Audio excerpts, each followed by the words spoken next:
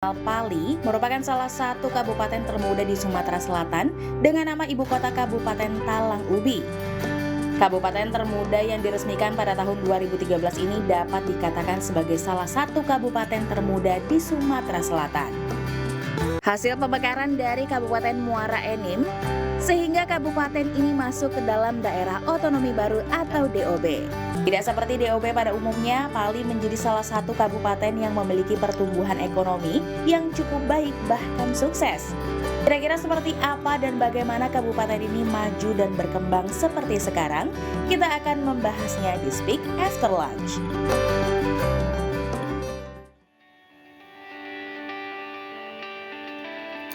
Halo, selamat siang, apa kabar? Bersama saya Dewi Kumalas.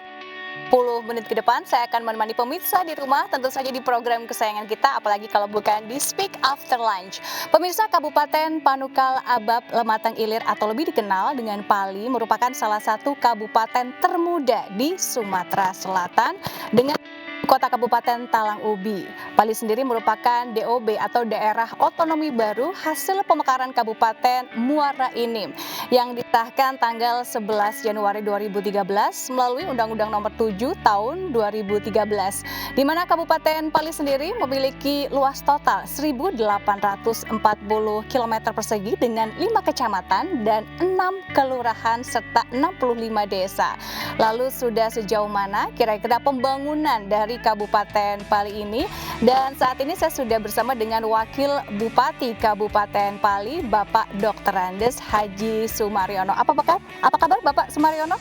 Alhamdulillah sehat. Iya, sehat selalu ya Pak ya. Amin, amin. Iya. Nah, ini menarik sekali Pak bahwa Pali ini merupakan kabupaten termuda ya Pak ya di Sumatera Selatan ya. Iya. Nah, mungkin bisa diceritakan seperti apa kondisi geografisnya, kemudian kecantikan alamnya, dan mungkin PAD-nya dapat dari mana nih Pak kalau boleh tahu? Terima kasih. Jadi sebelum saya menyampaikan lebih banyak tentang Pali, barangkali mohon izin akan saya sampaikan dulu di mana Pali itu supaya kita semua tahu. Biar kenal ya Pak secara geografis supaya lebih kenal. Pali kalau kita lihat di dalam peta itu berada persis di tengah, di jantungnya Provinsi Sumatera Selatan. Jadi keberadaannya memang ada di tengah-tengah. Sebelum kami mekar, Pali merupakan daerah terisolir. Letaknya itu antara kalau dari Palembang mau ke arah Bengkulu itu setelah Prabumulih, kemudian antara Prabumulih Muara Enim. Tapi bagi saudara-saudara yang banyak bergerak di bidang perminyakan, barangkali tidak asing lagi. Dulu lebih dikenal dengan namanya pendopo. Bagi orang-orang minyak ini tidak asing. Oke. Iya. Oke, dan kalau boleh tahu Pak, seperti apa Pak mungkin mata pencaharian dari masyarakat di Pali dan juga PAD terbesar dapat dari mana Pak? Masyarakat Pali sebagian besar memang seperti daerah-daerah lain juga, kabupaten lain juga, itu sebagian besar dari sektor pertanian. Kemudian lebih dari itu ada juga kami sektor pertambangan dan juga jasa. Tapi yang paling besar memang saat ini adalah pertanian, di mana paling utama adalah karet dan sawit. Gitu. Kemudian di sektor pertambangan itu sudah menjadi legenda di daerah kita, apalagi Sumatera Selatan. Pali ini merupakan awal tumbuhnya industri migas di Sumatera Selatan, yaitu pada waktu ada perusahaan asing namanya SPPM. Jadi sampai sekarang itu masih sebagian besar hidup masyarakat kami ini dari sektor pertambangan migas. Oke, dan ini sebagai daerah otonomi baru hasil pemekaran tentu saja tidak terlepas dari kebutuhan akan infrastruktur ya Pak ya, karena infrastrukturnya adalah yang paling penting karena untuk menunjang transportasi logistik begitu ya. Nah, kalau dari strategi pembangunan infrastruktur pemerintah daerah sendiri seperti apa Pak? Memang benar. Perlu kami sampaikan bahwa walaupun kami memang dikenal sebagai penghasil devisa yang besar, tapi memang mohon maaf, tidak ada niat saya untuk menyampaikan mendekatkan pihak manapun, tapi yang jelas sampai dengan tahun 2012 sebelum kami mekar, kondisi wilayah kami sangat memprihatinkan. Jalan saja secara keseluruhan yang bisa disebut jalan itu hanya 13,3%. Oke. Kondisi itulah yang mendorong kami untuk mekar supaya bisa hidup lebih baik begitu. Ya. Oke. Nah, kemudian strateginya ke depan seperti apa Pak? Mungkin yang sudah dilakukan dan rencana ke depan Pak dari pemerintah daerah. dengan pimpinan Pak Bupati kami, Pak Insinyur Haji Heri Amalindo MM, pembangunan digital infrastruktur jalan itu sangat bagus. Posisi sekarang pada kalau tahun 2012 ini 13,3% yang bisa disebut jalan, sekarang posisi sudah bagus. Semua jalan kabupaten semua sudah dicor. Oke. Sudah kalau kita ambil persentase mungkin sekitar 80%. Tinggal melayer aspal saja. Untuk ke depan tetap akan kami tingkatkan, bahkan kami mencoba membuka akses jalan baru menghubungkan antar kabupaten dengan harapan kalau semula kami daerah terisolir, mudah-mudahan dengan terbukanya dengan jalan-jalan baru antar kabupaten, kami menjadi pusat kegiatan nantinya seperti itu. Oke, nah tentu saja terkait mengenai seperti apa pembangunan di daerah Pali, tentu saja nanti akan kita lanjutkan kembali. Jadi pemirsa jangan kemana-mana, obrolan akan kita lanjutkan, tetaplah bersama kami di Speak After Lunch.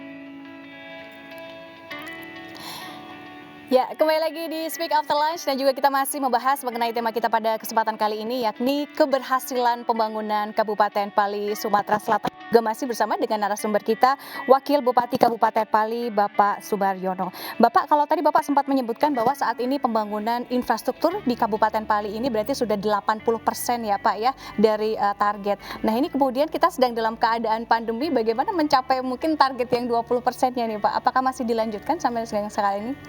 Memang benar bahwa dalam anggaran 2021 kita refocusing, pusat perhatian kita hampir semua anggaran kita alihkan untuk kepentingan pandemi COVID-19. Namun demikian tidak berarti pembangunan infrastruktur jalan itu terhenti. Kami tetap, hanya memang barangkali yang kita kurangi adalah besarannya karena konsentrasi kita sedang dalam upaya pandemi tadi. Oke, dan kemudian ini berarti juga infrastruktur dan juga untuk transportasi semakin memudahkan transportasi bagi seluruh masyarakat Pali ini juga makin menggerakkan sektor ekonomi ya Pak ya? Alhamdulillah. Jadi kalau semula contoh sebagai gambaran saja, kalau dulu antar kecamatan susah, sekarang alhamdulillah. Contoh lagi misalnya kami mau ke Linggau, kalau dulu bisa 4 jam, 5 jam, sekarang kami bisa hanya 2 jam.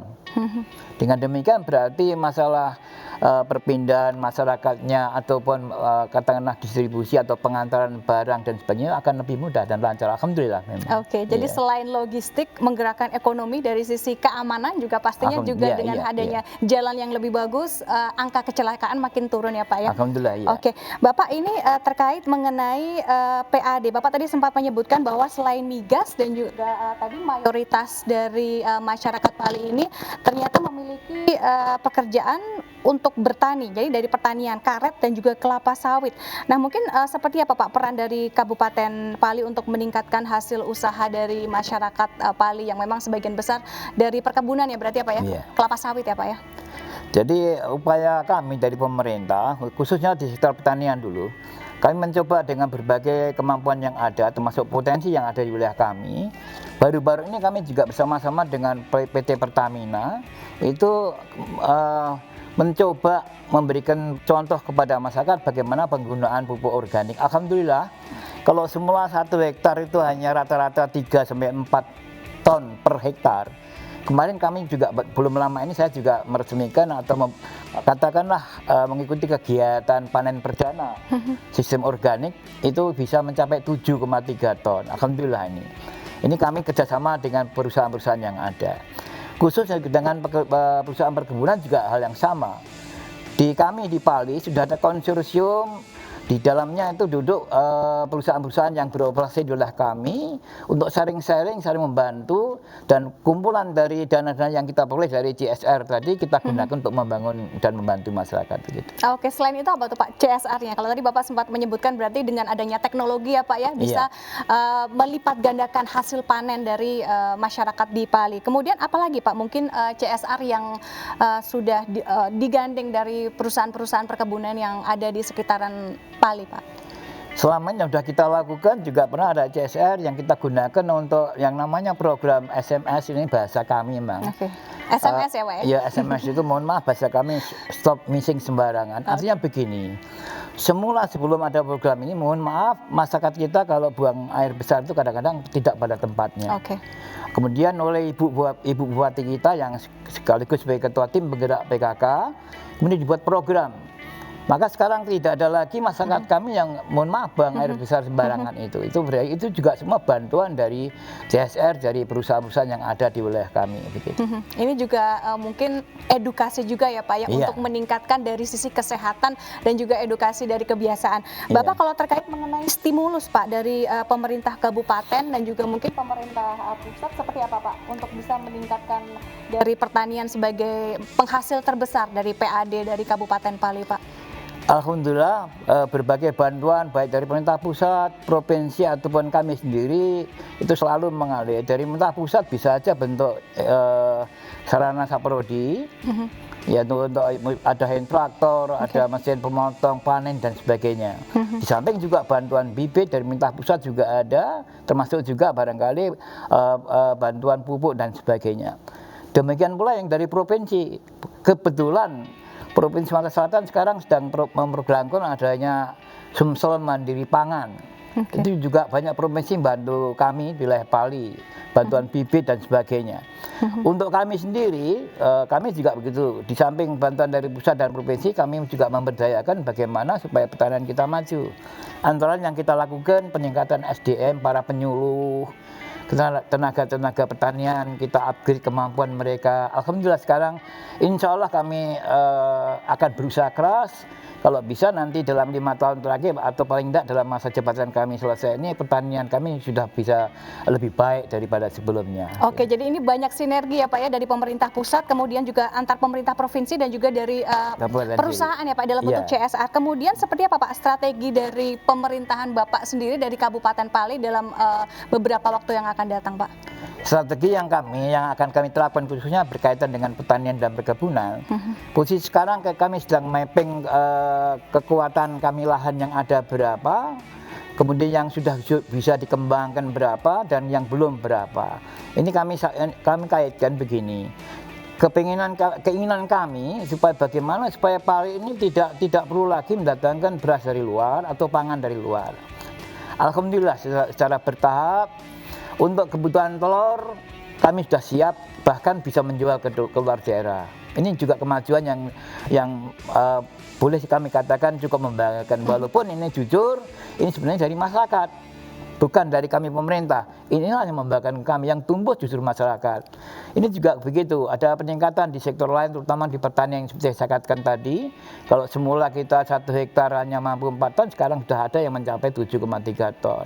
Ini beberapa kemajuan yang kami untuk ke depan insya Allah dengan kita mapping, kemudian kita petakan mana yang bisa kita kembangkan lagi, insya Allah nanti akhir 2024 mungkin kita tidak perlu lagi harus datangkan beras dari luar. Amin Pak. Jadi swasembada pangan ya Pak ya yang dielaborate oleh masyarakat dari Kabupaten Pali sendiri. Nanti perbincangan akan kita lanjutkan. Pemirsa jangan kemana-mana, perbincangan masih akan kita lanjutkan kembali dan tetaplah bersama kami di Speak After Lunch.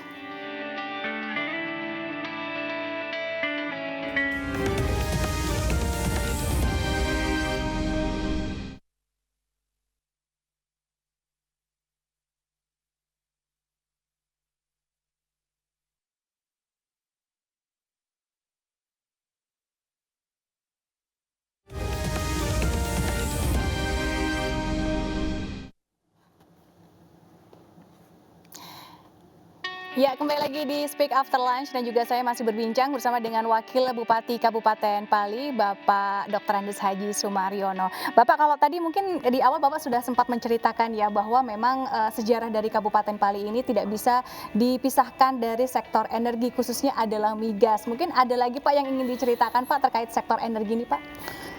Ada sebenarnya. Karena begini, orang tahunya sekarang Pertamina, tapi sebenarnya enggak. Pertamina awalnya itu justru pada 1922 itu sudah mulai kita dieksploitasi untuk wilayah Talangakar, itu di Ketumnya waktu itu.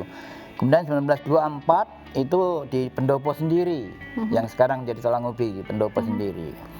Bahkan pada 1954 kita pernah mencapai produksi tertinggi, yaitu 43.800 barel per hari.